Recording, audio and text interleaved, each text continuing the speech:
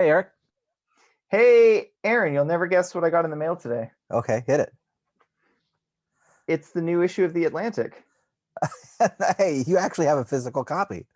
I do, yeah, I'm a subscriber, and as you can see from the table of contents, the article we planned on discussing today gets Wow, significant coverage at the first page of the table of contents. that is top billing. Um, Inter Oh, sorry. no, go ahead. I was just going to say the story immediately before it is also relevant to something we've talked about in previous years. I don't Uh-huh. know if you can read this. The Uh-uh. article is called The COVID-19 Manhattan Project. And it says, never have so many researchers trained their minds on a single problem in so brief a time. Science will never be the same.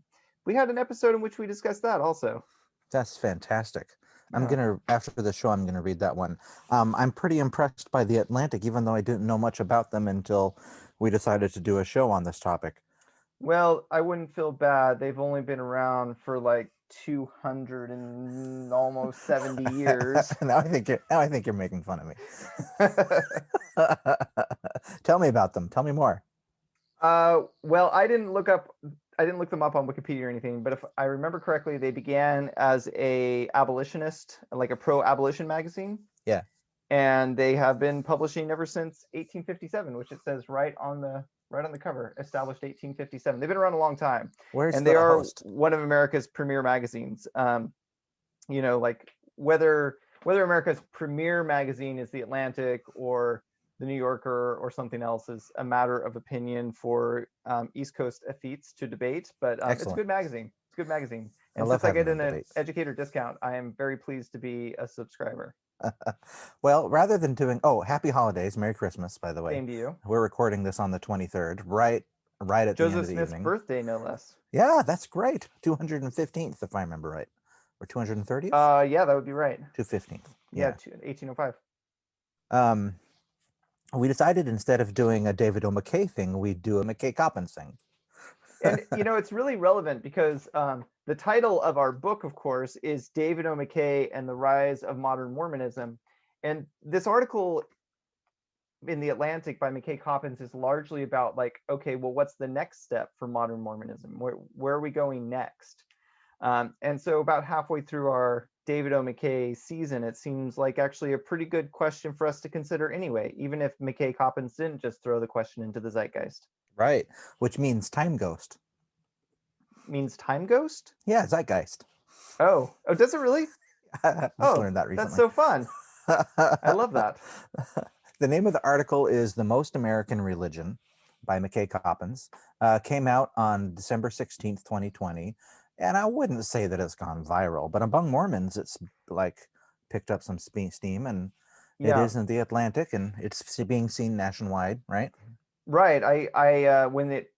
When it arrived, I told my wife that this is what we were talking about. She's like, "Oh yeah, I've seen that several times." And my wife does not spend a lot of time on social media, so the fact that she's seen it several times suggests it's certainly making the rounds among our fellow Latter-day Saints. So it's excellent. And um, it asks a lot of questions that I hadn't even really considered, right, of Mormonism in its current day. So I thought that would be worth talking about. Is there someplace you want to start? No, I don't have a particular entry point in mind. If you have one, let's do yours. Um, I just wanted to just give an outline of the article. I recommend that you go, dear listener, and either read it or listen to it in audio form. If you go to the webpage we link to in the show notes, you can see the article and you can hit a play button there to listen to it. That's what I did. Does And Brother Coppins read it himself, or does the Atlantic hire professional voice actors? it definitely sounds very professional to me. I don't know if it was who it was, but it was very good. Um, it it starts with the main question, okay, is how come our religion, right? There's two questions. How has our religion stayed so American when America has seemed so determined to reject us or ignore us, right? Yeah, that's a heavy question. And is this and what does that mean for the future because we really are an American religion, right? We are. I have not spent a lot of time abroad, just my mission, and but from what I've heard from many corners of the Mormon world, is that to be Mormon is to be tinged with an American taint. And that's a negative sounding word, but I don't necessarily mean it as negative. But like to be Mormon is to be tainted with Americanism, no matter Hmm. where you are in the world. Hmm. Let's read some quotes from the article. Okay. Okay, so McKay got the chance to interview the prophet, which kind of is the kickoff point of this article, right? Yeah. And who introduces the church. McKay gives a great deal of some of the history about the church in a nice way that non-members can kind of be brought up to speed, right? Yeah. Um, let's start here. In the past few years, Mormons have become a subject of fascination for their surprising resistance to Trumpism. Unlike most of the religious right, they were decidedly unenthusiastic about Donald Trump. From 2008 to 2016, the Republican vote share declined among Latter-day Saints more than any other religious group in the country. And though Trump won back some of these defectors in 2020, he continued to underperform.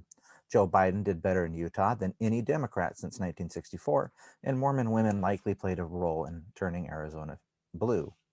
Okay?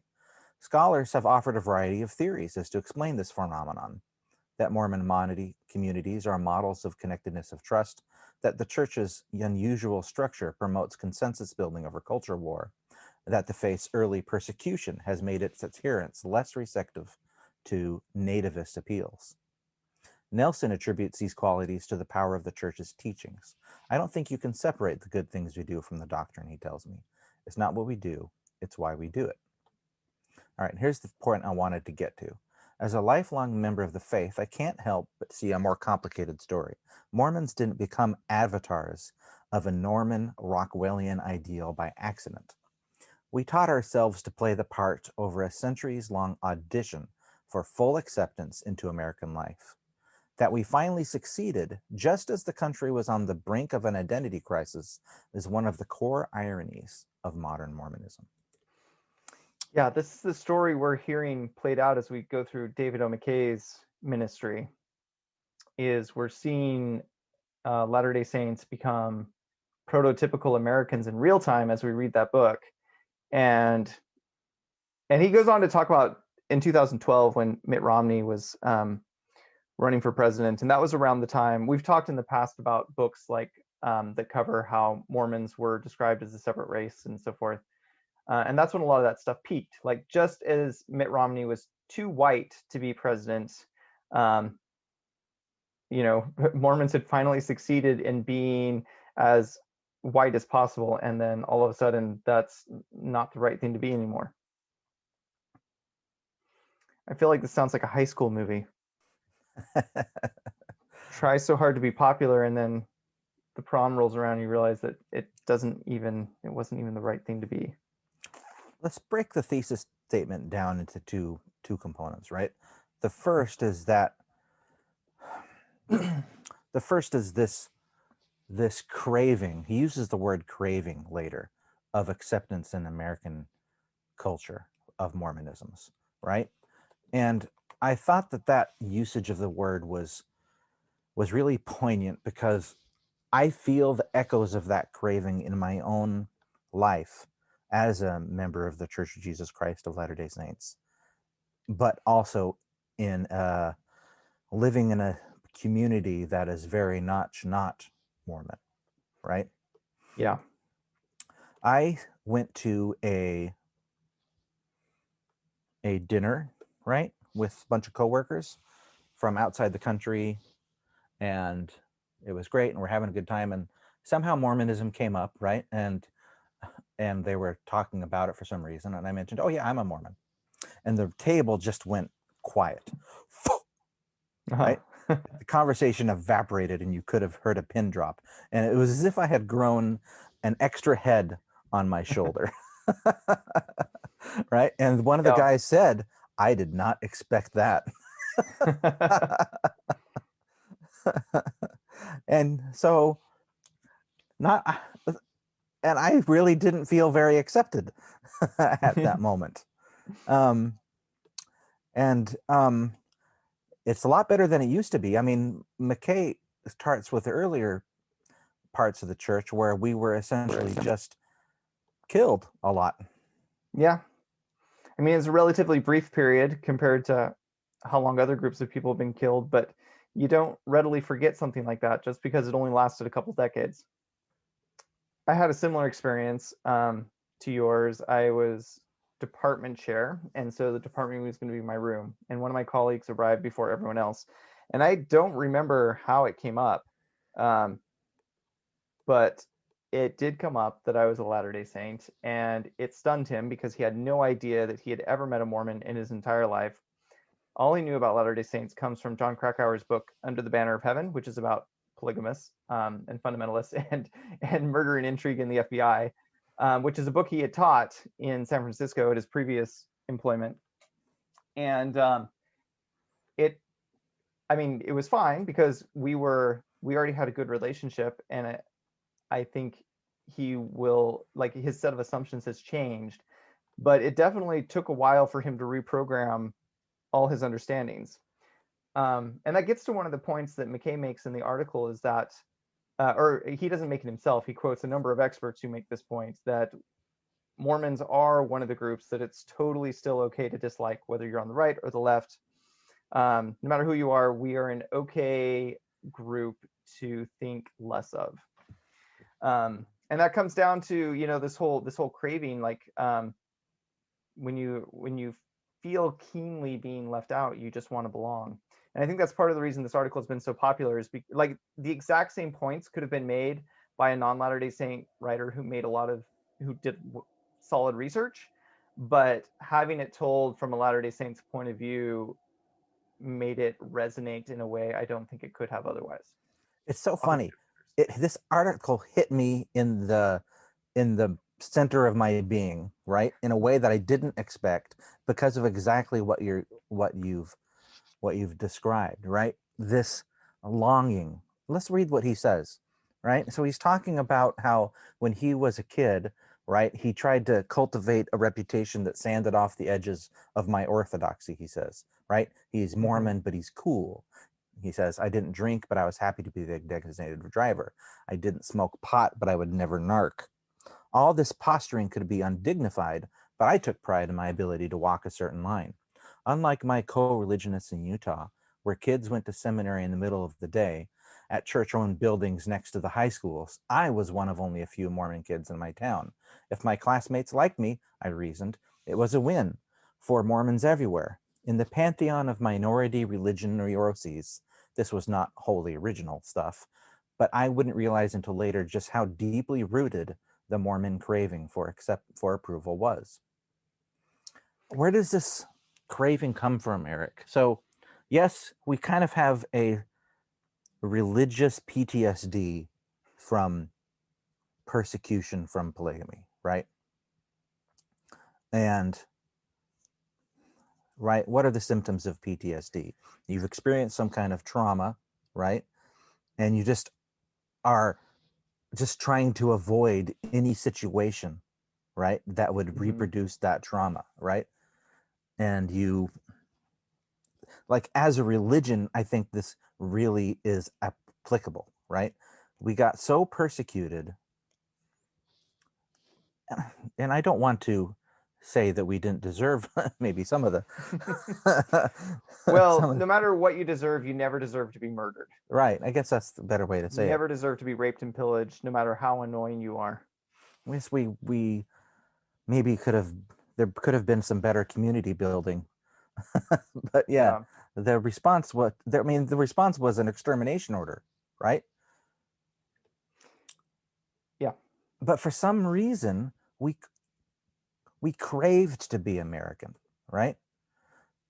Our church was founded on this book about the Americas. Joseph Smith taught that the American, the Constitution was divinely inspired, right? And when we came, and Brigham Young said that eventually we would be welcomed back in, or that they would come to us, for help. Hmm. Why? Why did we want to be American so badly? It's a good question. I mean, the Americas is a lot bigger than America. Yeah. Why couldn't we be happy, like, if the Canadians liked us, or Mexico or Brazil, right? Like, why here? A couple episodes ago when we did uh, the politics episode, I don't know if you remember this, but we ended listing all the nice things presidents of the United States had said about President McKay, Yeah. because as Mormons, we like to hear that stuff. Hmm.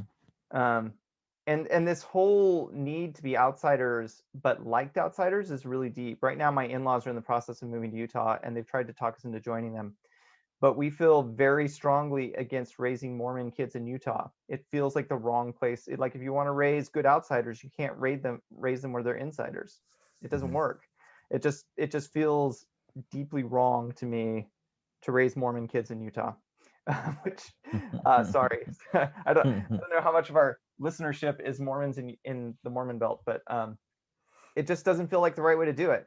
And part of that is based on my personal experience, having lived as a child in both areas. But I think part of it is what he's talking about here.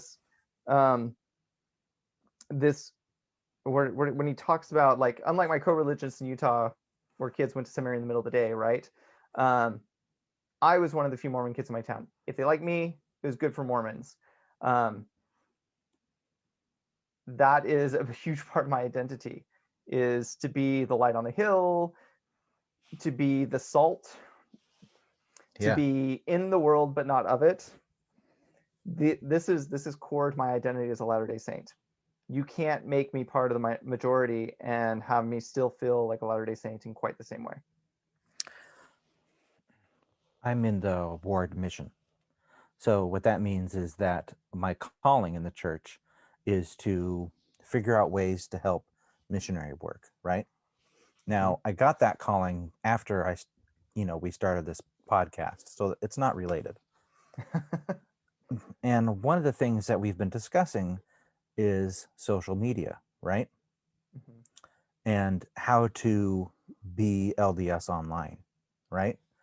And it's been over the last 3 years, I've been linking my own personal Twitter account, at Aaron Brewster, if you want to follow, to my Mormonism, right? But I have professionals that follow me on Twitter, and people that I work with through, my laboratory. And, whenever I like a post, they see it. And it makes me nervous because I don't know if I'm going to be accepted, right? I don't want to be in this situation of non-acceptance. And I don't know, I don't really know, and it's a bit paralyzing, to be honest. Um, this desire to be accepted by the people that are around you, it's pretty human, but it really gets you. Yeah, and it should. I mean, this is a bit of a tangent, but um, what we're talking about is not unique to us, right? Like, um, there's that old New Yorker cartoon from the '90s, like, on the internet, no one knows you're a dog. Hmm. And before the modern social media era, like, if you had an online identity, it was thoroughly anonymous. It was unusual to identify yourself.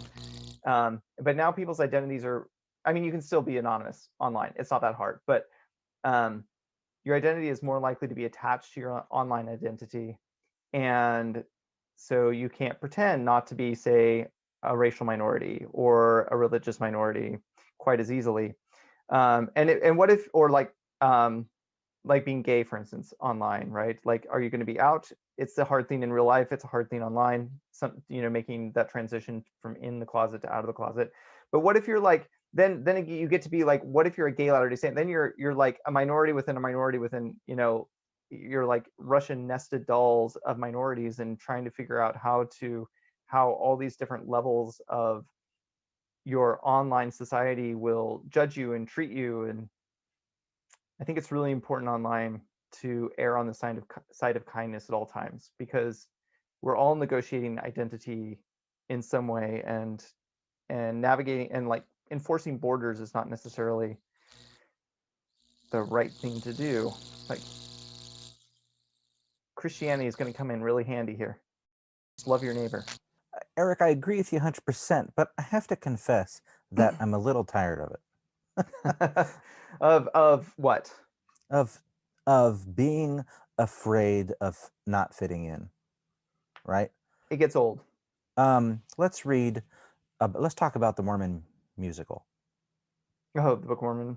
the Book of Mormon From the musical. South Park Bros. Yeah, you Yeah. mentioned this quote about we'll come to this is where it comes in.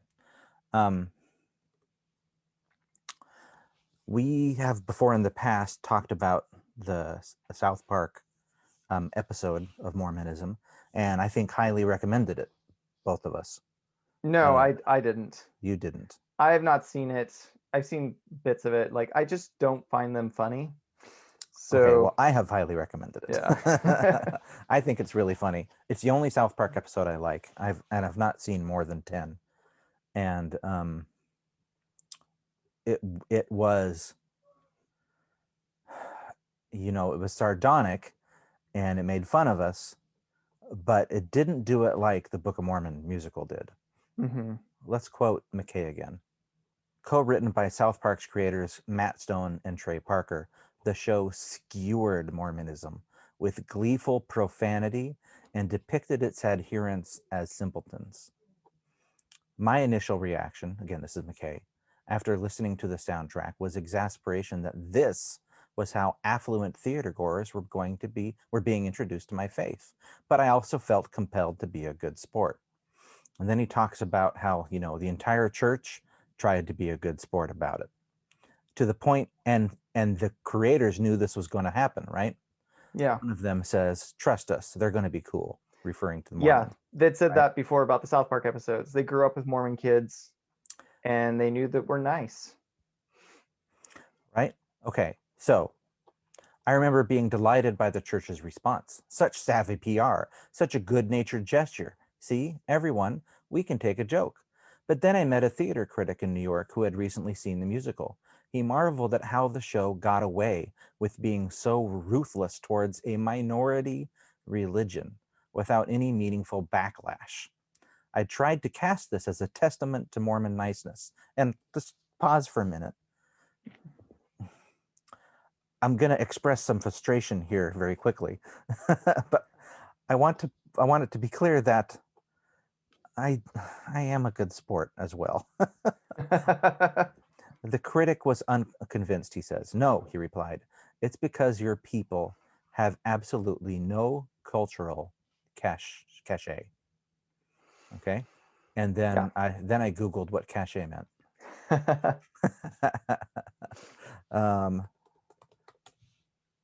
All right, it means the state of being respected or admired. I think it's cachet. Yeah, cachet. Cachet is right. Yeah. And I think the critic is absolutely right. Like, we have to be a good sport because if we don't have the power to fight back, like, it should be possible to be a good sport and also say, y'all being jackasses at the same time. Like, we Right? should be able to do both those things at the same time, be a good sport and also call them out on it. Yeah. But because we lack cachet, we have to pick one or the other.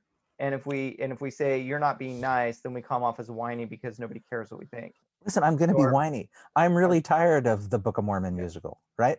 uh-huh.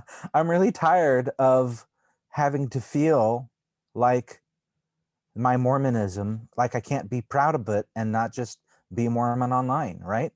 Yeah. I'm a member of the Church of Jesus Christ of Latter-day Saints, and I love it, right? I love its history. I love its principles. I love its doctrine. I love its people, right? But for some reason, I don't feel like I can be brash and brazen about it online. I recognize the irony of recording this and putting it into a podcast. But Yeah. Well, I can't remember if we've talked about this on the show before or not, but you and I have talked about this. My first foray into having an identity online in a significant way was through blogging. Back in the era when bloggers tended to be anonymous and have these really curated phony identities. And there really was, even though almost everyone in my blogging circles was Latter-day Saint, there was almost no Mormon content in anything any of us were doing. And in 2006, January 2006, is when I first got internet into my living space. And at that point, I decided that since I now had internet all the time and was probably going to spend a lot of time online, I was going to go ahead and start introducing my religion to my blogging. And I created a theme which I call the Svithe, which is a portmanteau of seven and tithe. The idea being that one day of the week, I would blog religion. And I started on Sundays doing religiously themed posts. Not necessarily, not what you would necessarily call devotional, not sacrament meeting ready necessarily, but thoughts of a more spiritual or religious or theological nature. Some serious, some not, but I just started doing that. And once I opened the door to that, it became, in other words, once I cracked the door to being a Mormon online, it became a lot easier. And anybody who follows me online now will not have to wait long to find out that I'm a Latter-day Saint, because it's a big part of my online identity. And I don't know, right? Like the question you were asking later, like, is this going to damage your reputation in other, say, professional circles? Like, that's a question for me too, right? If is this something that could get in the way of me of a particular opportunity of some sort? I don't know. And I'll probably never know. Well, here's what's really interesting. I actually think that, you know, one of the mottos of our show, that the world is becoming a better place. And that people are becoming more accepting and tolerant of differences, right? Mm-hmm. I think that I am going. I think that I can be. I think I'm moving towards a place where I can just be totally. I can totally forget this fear, as it were. I mean, I don't even know how to describe it properly. Um, Nervousness maybe is the better, trepidation, like Mm-hmm. timidness about being LDS online. Um, Instead of tiptoeing around like a field mouse, I can just, stalk. Can I ask you a question? Hmm. Do you think that's because society's more tolerant, or do you think it's just because you're a little bit older and secure? Well, it might be both. There's a real thing that's true with humans where everything old is new again, right? Right. People just think that they've discovered something amazing. And it's just because they heard about it. That was my first thought when I read that cultural cachet line. I was like, ugh, it's so true, because in the Mormon arts, we're always like, every time a group of artists and writers turns 25, they decide there should be good Mormon art. Hmm. And we're really bad at maintaining our heritage. And so every group of newly 25-year-old writers and artists think they have to create it from whole cloth, and they don't know that we have a tradition because we're so bad at maintaining our artistic traditions. And I And think this this is, ties into some of these questions. Like, we yeah. can't have cultural cachet until we take ourselves seriously. No one else is going to take us seriously unless we take ourselves seriously. Hmm. Your lecture on Joseph Smith's art was very cool, and I know it got some traction, so I was very happy about that. Um, I think that this goes back to the original statement, right? Is that this craving to be Americanized, right, so that we can become accepted by the country, by the government, right, to escape persecution, and to become like this big nuclear family loving religion. So that's kind of maybe suppressed some of this art, this culture, from being something you would see in sacrament meeting, right, and something you would see in elders quorum and relief society, in your young men and young women's chorus, Mm-hmm. right? Art and song that is new and interesting, and not mainstream. You know what I'm saying? Yeah. So maybe things think, yes, everything old is new again, But I don't know. I think maybe things are being different. I mean, social media is a big deal, right? It changes the game.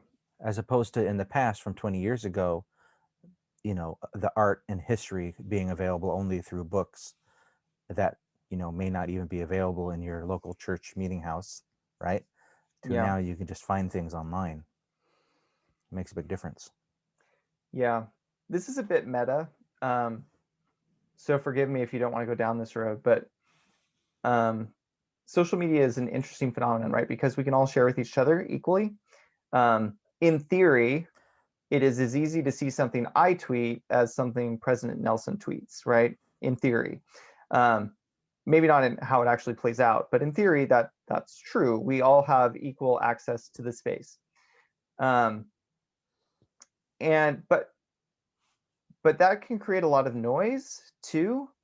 There can be so many voices that traditionally a lot of, like primary is a classic example, right? A lot of good ideas in the church started in the lower levels and trickled to the higher levels. And that certainly still happens. Revelation definitely flows both directions in the church. But Brother Coppins has a unique opportunity, I think. And this is one reason I think the article is important beyond what it says. I think the way it says things is very important because I think that McKay Coppins is in many ways living an experience similar to you or I or other members of the church of our generation, give or take 20 years. But he is being published in the Atlantic. He therefore gets to interview the prophet and an apostle.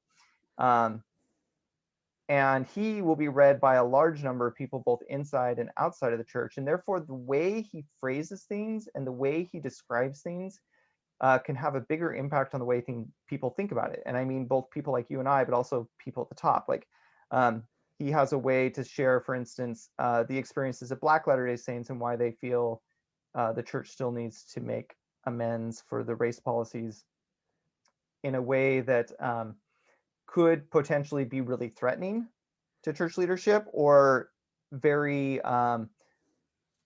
potentially like say it in a way that allows them to hear it in a new way, right? Like he's in a very unique position as a lay member of the church to say things and know that Salt Lake will hear what he has to say, and to know that outsiders will hear what he has to say, and know that insiders will hear what he has to say. And that seems the tweet he sent out shortly before it went live, where he said, "Tomorrow I'm releasing, like, there's a story coming out that I've been working on for a year, and I'm really nervous about it." And for those who have not read the article and are listening along and think we may have covered all of it, no, it's 9,000 words long. It could be published as a very short book. Like, it's significant, It's excellent. and this is what I mean by meta. Like, it's not just the fact that the article what the article says; it's the very fact that it exists and who said it and how he said it and how that's going to play in all the different audiences who might read it. It's In interesting. 50 years, this might be a really important article, or it may have no significance at all. There's no way to know. But he has a little bit more ability to say something that a lot of people can hear than the average lay member does. So he says that we're at a let's wrap up here with a return to the beginning of it. He says we're at this crisis point, right?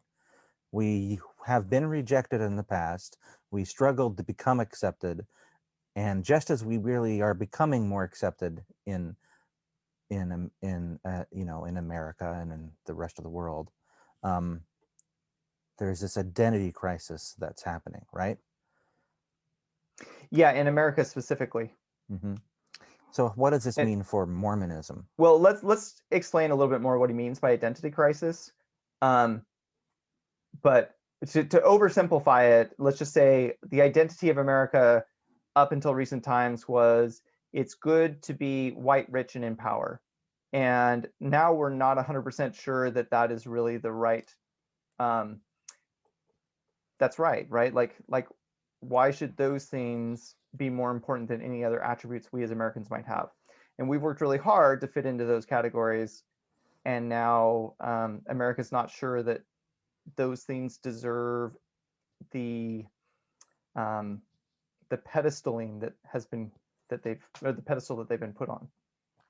Here's where I want to take our Mormon identity, right? Let's hear it. I want to take it in a direction that really celebrates the things that make us special and unique. Right? I want to celebrate more the first vision. I want to celebrate more the um, the King Follett discourse. Right? I want to celebrate more Heavenly Mother and um, all the topics that we've kind of based our first bunch of shows on. Right? I want to celebrate the seer stones and the face in the hat. Right? I want to um, talk more about women in history of the church and have this real culture, this history, right, be part of our identity. And so our identity isn't just Nephi and the Urim and Thummim, a partition sheet between Oliver Cowdery and Joseph Smith, but includes all of the other interesting and kind of weird stuff that really happened makes and that makes our church so interesting, right? And that was my thought as I was trying to figure out where to go. That sounds good to me. And I'd like to add to that. There's a complaint that Boyd Matheson made in the Deseret News about Coppins' article about how it it's not an American religion, it's a global faith, right? And then we'll throw in the show notes whether we talk about them or not, but Benjamin Park released a little Twitter thread about how we're not really global, we're merely international, which is interesting. But that's what I'd like to add to what you said. I agree, I endorse entirely what you said, but I also think that part of endorsing what's weird about Mormonism also means incorporating what is interesting about every culture on earth. We shouldn't be quite so American as we are. We really should be a lot more global than we actually are.